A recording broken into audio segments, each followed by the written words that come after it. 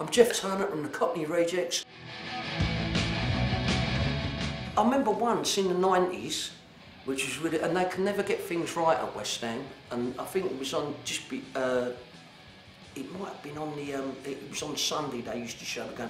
It was after the big match, and they had this big fanfare thing, and they was going to drop a parachutist like into the ground, and we never get things right anyway. It's always low budget at West Ham. And this parachute skydiver, he's dropped out of the ground, he's hit the roof of the South Bank and tumbled over the top. I don't know, I think he broke about 2 legs and broke his arm as well. So it was just before a game, and we got beat as well. So that was a typical West Ham bungling. Yeah, I'll always remember that. I thought that was hilarious. It was like, weren't with a poor geezer who like fell over the thingy, but watching it, you just thought, that sums us up, shambles.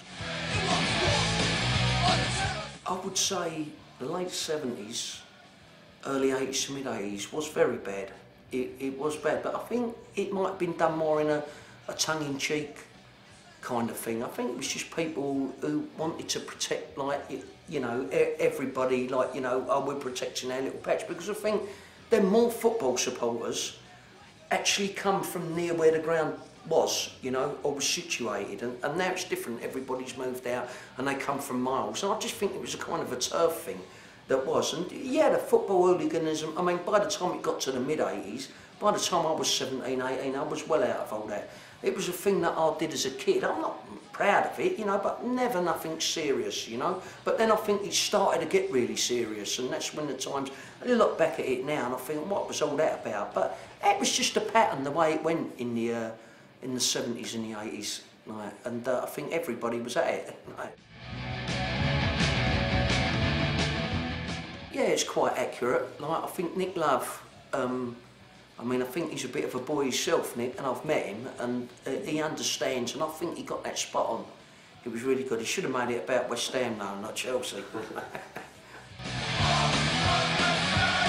It had been building and building, and yeah, we give it a large. I mean, we was kids and we done our thing, but that gig, I think it was a standard bearer for all that, you know. I mean, it was actually a coming together of Birmingham and Aston Villa who come together, which you don't normally get 2 teams who will come together. I mean, because they supposedly hate each other, the hatred in any city for 2 or 3 teams, and that partially come about because of that. And I think it was the hatred for us being cocky and showing West Ham and going, West Ham's this and West Ham's that. So it was inevitable it was going to happen. It was a 50-50 thing, you know, that happened, and it wasn't nice. Because we was about 20-handed, and what it happened is when you was on the stage, there was nowhere to go back. The stage was actually in the middle of the club. I mean, it was a big club, and there was no way out. So when you come on stage, straight away the verbal starts, and like, well, when I handle verbal, it's like if you're a stand-up comic, you know, you can put someone down, you've got the mic. So, but then things started getting chucked over and thrown at us, and there was like pint glasses, you know, not plastic glasses, so you're swerving them, and then somebody did something or the other, and they tried to invade the stage, and then the next minute there was nowhere to run, so we just jumped in and give them help. Like, and they give us a bit of help back, but we survived it, 20 of us, like, and then it just went completely berserk. It finished after about 20 minutes with the police coming in.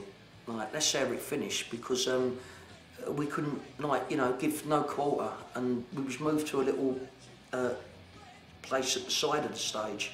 I remember, and the bouncer tried to keep about 10, 12 of us in there, but my brother was out there as well with about 4 others, so we broke free from that.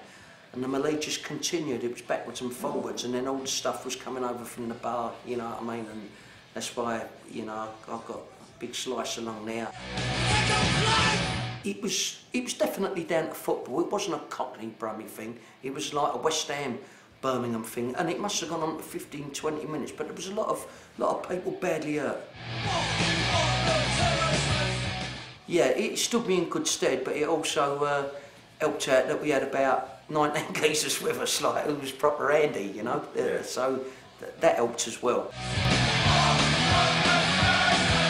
We had a lot of problems with these people because they'd kind of infiltrated music, you know, and for the punk bands around at the time, like Sham 69, then I know they was trying to lean on the bands like Madness and the Specials. They had a lot of trouble with that, but they always look for a new whipping boy when people kind of, you know, cower to them. But we wasn't going to have that, you know what I mean? We're deadly opposed to these people as well. You couldn't have, I mean, my dad, he fought in the Second World War, you know, and my granddad fought in the First World War. But, you know, these people were bullies, and we was a lot younger than them, and they wanted to come over, like, and start causing trouble at our gigs and all with their, like, Nazi regalia and all the stuff that went with it, and we give it to them. We made sure that they never come anywhere near us again. You know, I'm sorry that's the way it is, but I've got to be honest, like, you know, we dealt with people like that.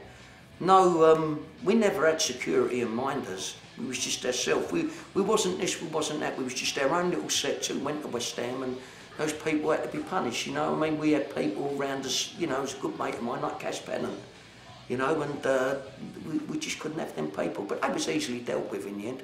Wasn't too much of a problem getting rid of them.